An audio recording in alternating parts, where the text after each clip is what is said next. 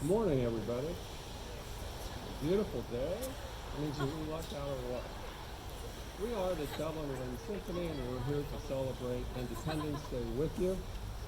And what better way to start our concert today than by saluting the nation's armed forces whose sacrifices made today possible.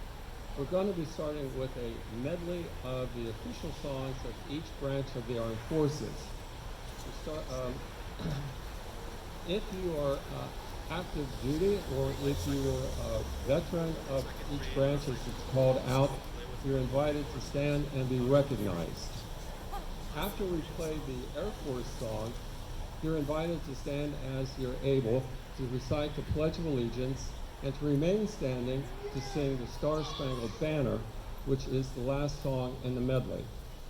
We begin with taps.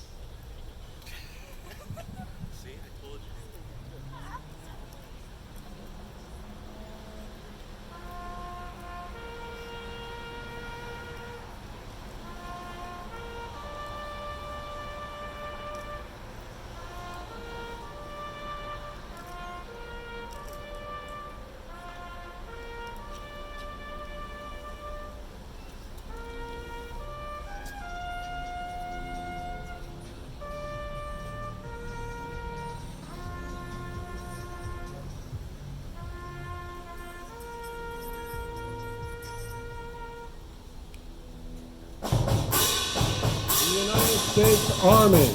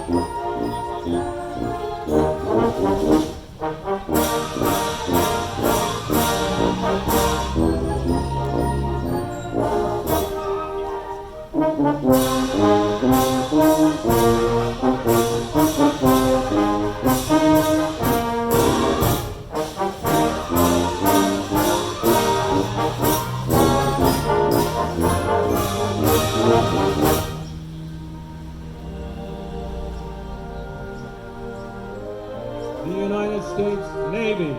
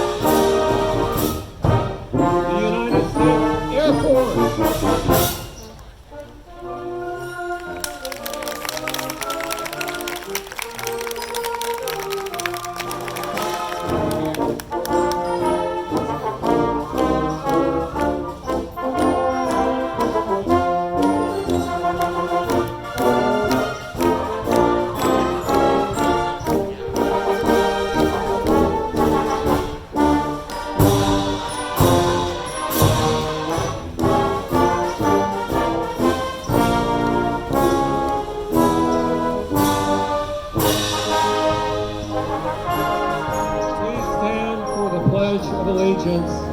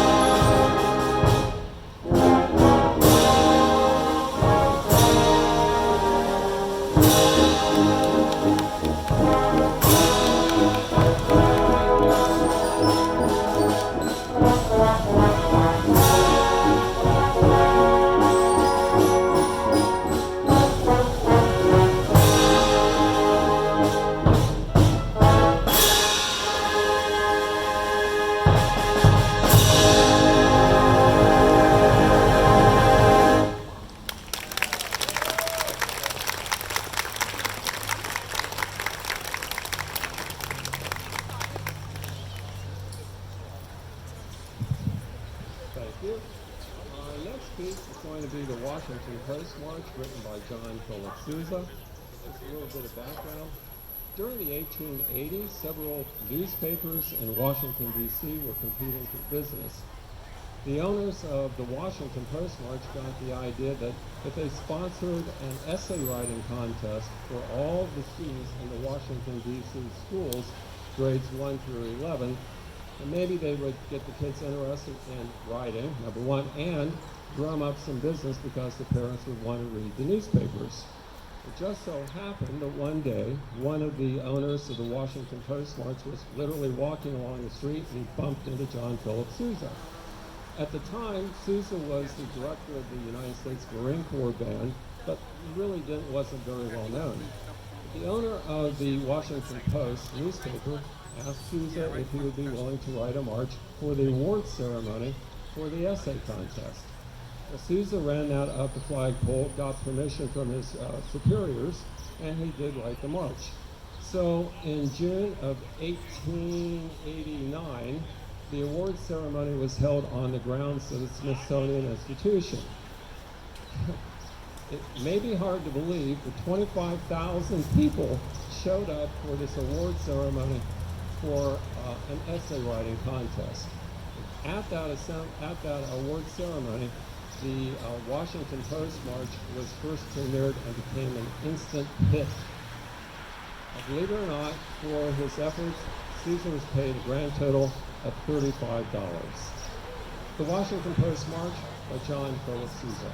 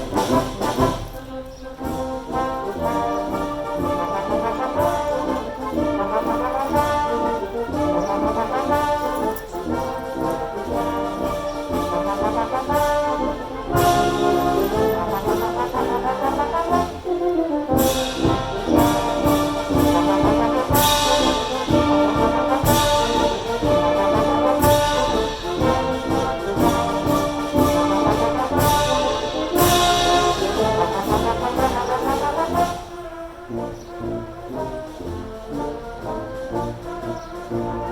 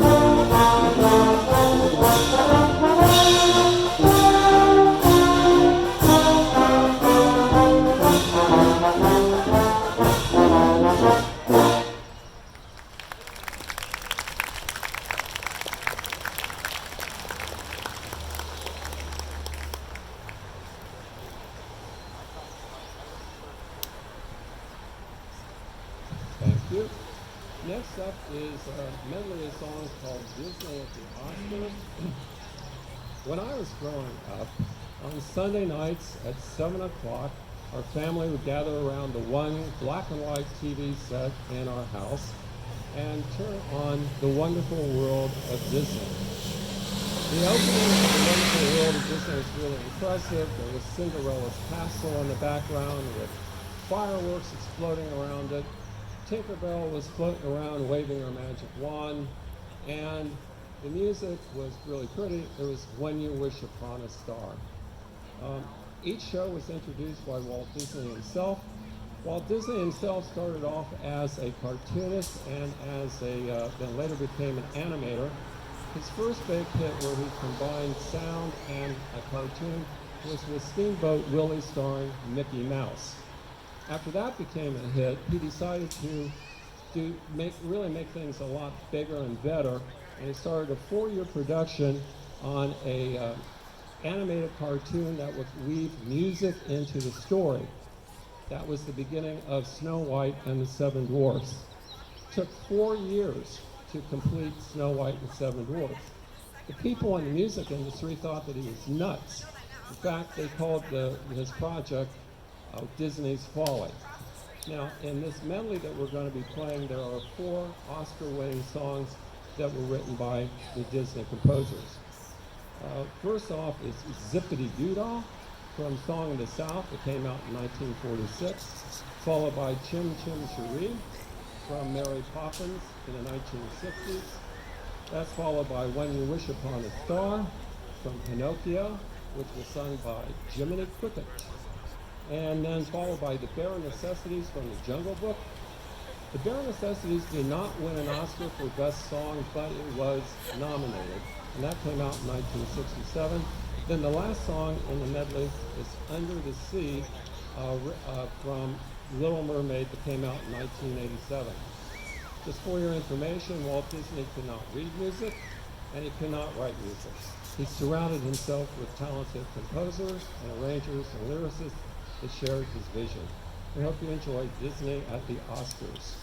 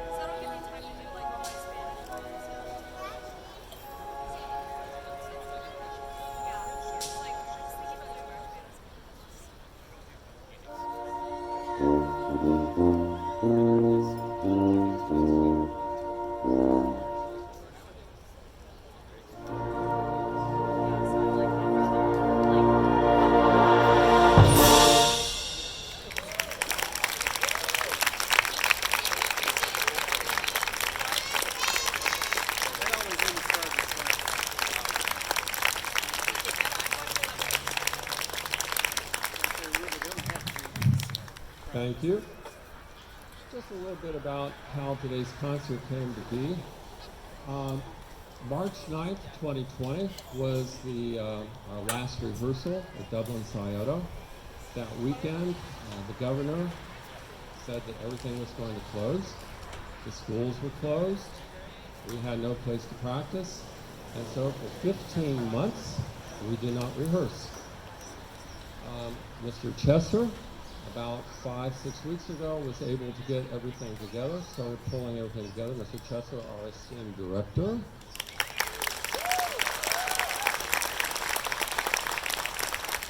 And so for the last 4 weeks, yes, 4 rehearsals, we were practicing in the Prince of Peace parking lot with all the cicadas accompanying us. Actually, sometimes they sounded better, especially at the first rehearsal. Anyway, we're here today, and our next piece is going to be a march by an Ohio boy. It's called His Honor, and the composer is Henry Fillmore. Most of his career was here in Ohio, and over 50 years he wrote more band music than any other composer or band director. His Honor was written in 1913 to honor a mayor of Cincinnati. His Honor is a circus march. Circus marches are called screamers because they're intended to be played very, very fast. And we in the band like to call them screamers because they make us scream. They go along so fast. Now, in this particular march, the last trio, you're going to hear the lower brass, the trombones, and the euphoniums are playing a nice melody, going along, just enjoying themselves, having a great day. But the clarinets and the flutes are going crazy, playing literally hundreds of notes per measure, as fast as they possibly can. Truthfully, as a trumpet player, I have no idea how they can play those without their eyes crossing.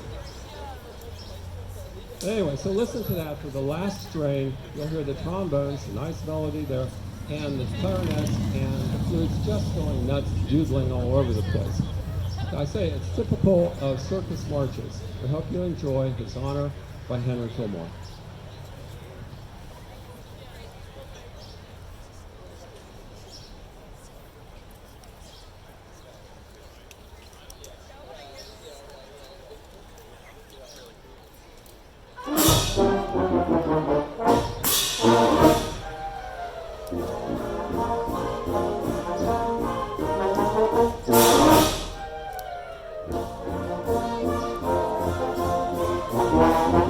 Thank you.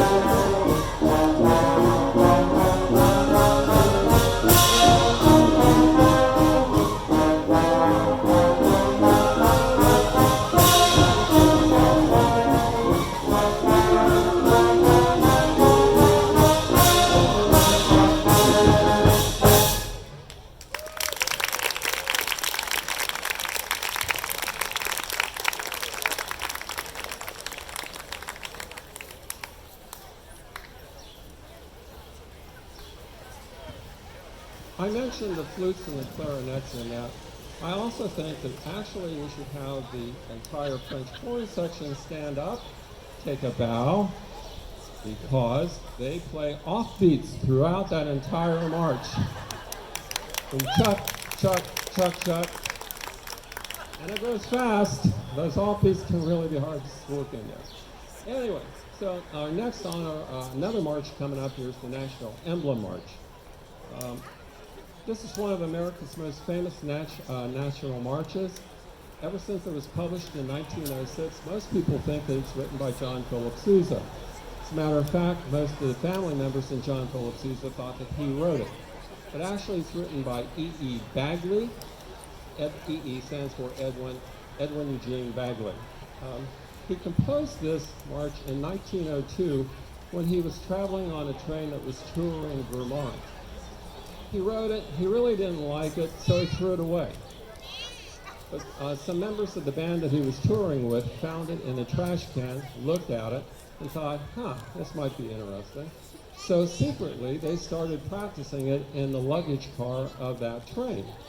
Before their next performance, those band members went up to Bagley, who was directing the band, and said, we're going to play this whether you like it or not. And he said, well, okay. So at that performance in Vermont, it's the first premiere of the National Emblem March, and it was an instant hit. In case you're wondering, the emblem in the national emblem is coming from the national emblem of our country, the flag.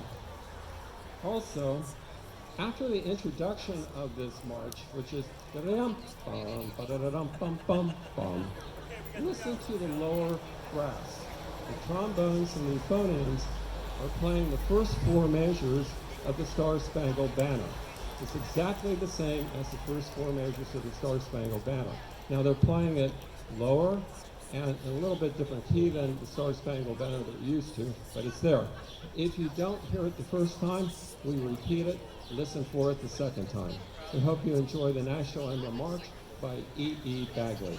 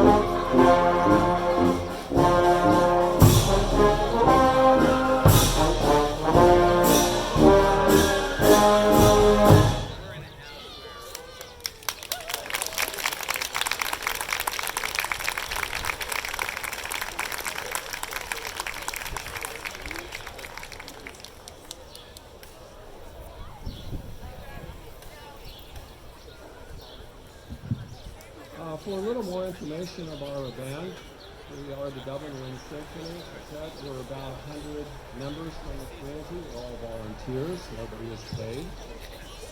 If you are interested in playing in our band, if you played an instrument in high school and or college, and you have an itch to get that instrument back out again and start playing, we rehearse on Monday nights at Dublin Scioto High School. We're not quite sure yet when we're going to get started in the fall, but it looks as if it could be the last Monday of August or maybe the middle of September. If you are interested, you can just Google Dublin Wind Symphony. That'll take you to the website and you'll find all the information there.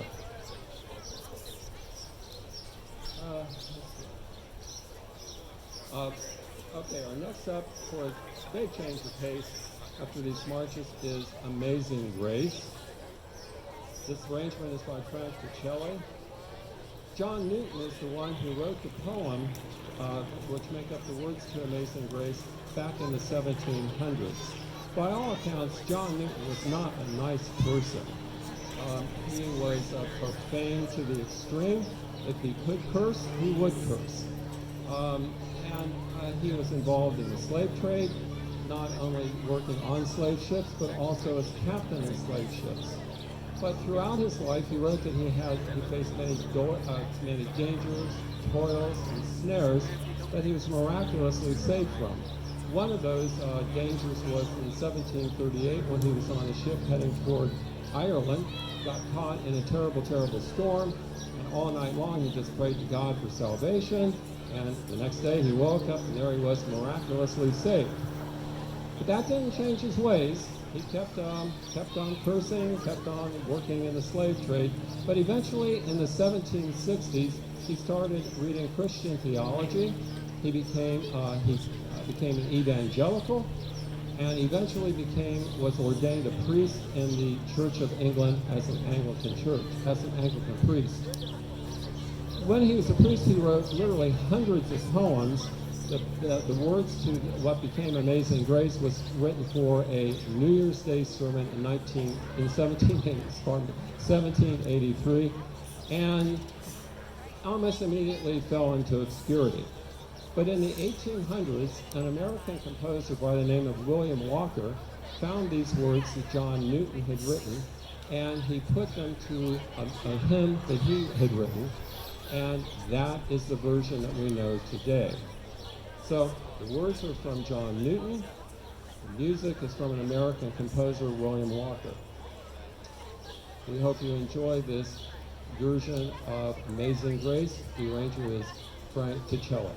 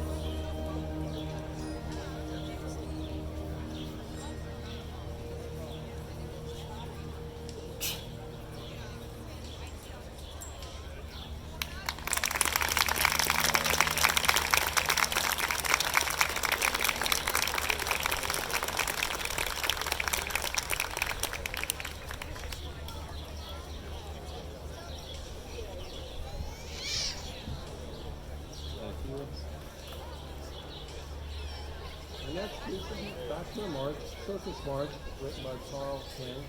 He's another Ohio native. He was born in Paintersville, Ohio, which is about midway between Washington Courthouse and Dayton, if anybody's from that area. When he was 18, he moved to Columbus for a short time. Then he began a 10-year career as a circus musician. He played baritone while playing in different circuses. He was writing and composing music. But when he was playing in Barnum and Bailey's The Greatest Show on Earth, he wrote his most famous march, Barnum and Bailey's Favorite. We're not playing that one today, which is for good reason. But anyway, by the end of his career, he had written almost 300 pieces. He wrote waltzes, he wrote foxtrots, he wrote circus marches, and it said that he did for the circus march what John Philip Sousa did for patriotic marches. This is his honor, Circus Days by Carl King.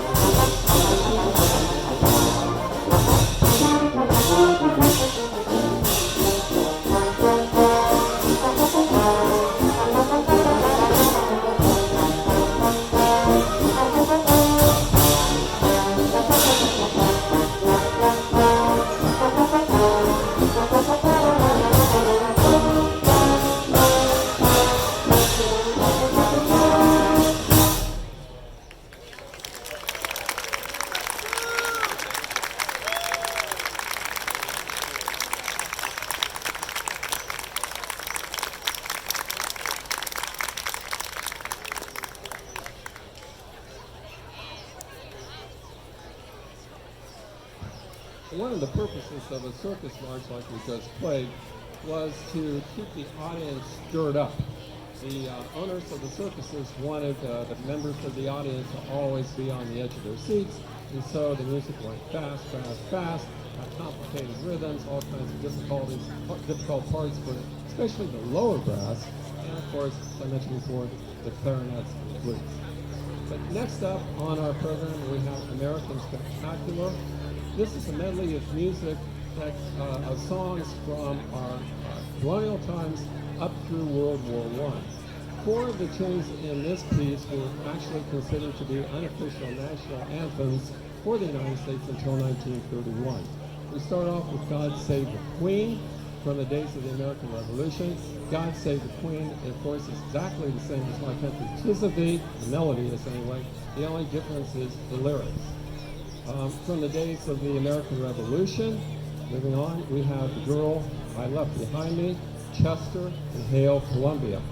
Chester actually is still considered an unofficial anthem in the New England states, and for most of the 19th century, Chester was the most widely played national anthem, even though it was unofficial.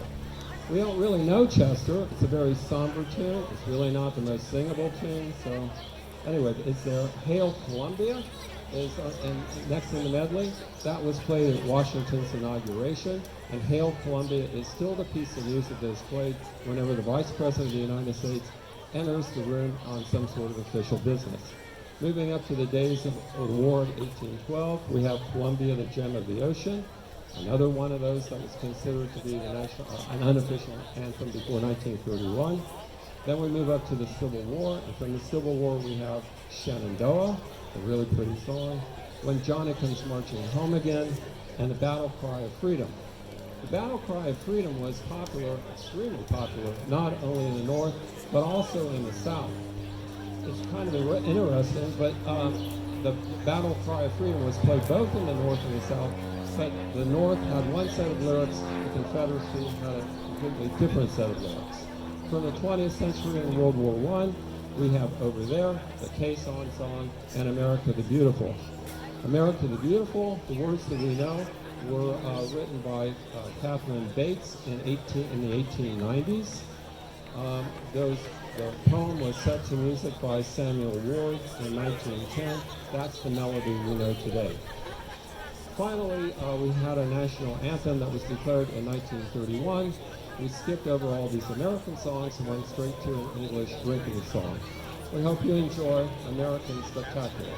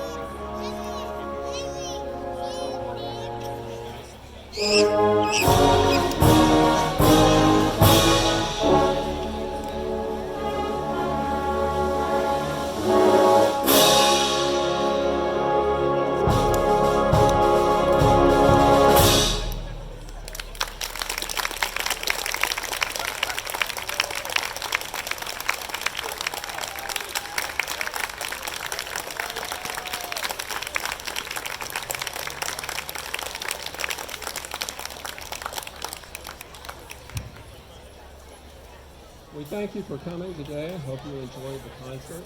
If you did enjoy listening to what we did today, we would appreciate it if you would let anybody in the government of the city of Dublin, the mayor, the city manager, anybody in the Parks and Recreation, anybody who you can think of, tell them that you're glad that the Dublin Wind Symphony is a part of your community.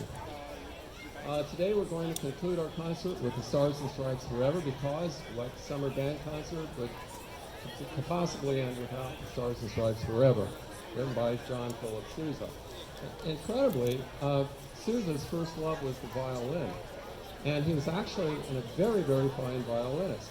He played first violin in the orchestras of a couple opera companies.